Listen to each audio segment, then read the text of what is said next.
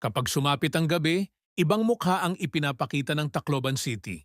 Mula sa himpapawid, makikita ang makukulay na ilaw ng lungsod, ang mga kalsadang patuloy na dinadaanan ng mga sasakyan, mga establishmentong buhay pa rin, at ang mga komunidad na hindi natutulog.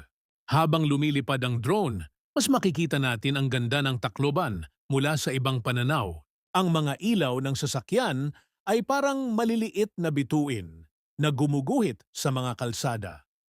Sa kabilang bahagi naman, tahimik ang tubig na nagbibigay ng magandang contrast sa maliwanag na cityscape.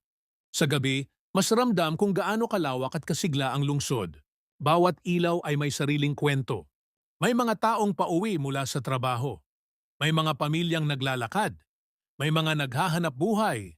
At may mga taong patuloy na bumibiyahe papunta sa kanilang destinasyon. Para sa akin, ito ang isa sa pinakamagandang bagay tungkol sa drone photography. Nakikita natin ang isang lugar na pamilyar na sa atin, pero mula sa isang pananaw na hindi natin karaniwang nakikita. Kapag nasa kalsada tayo, nakikita lang natin ang isang bahagi ng lungsod. Pero mula sa himpapawid, makikita natin kung paano nagsasama-sama ang mga kalsada, gusali, tubig at mga komunidad upang mabuo ang Tacloban.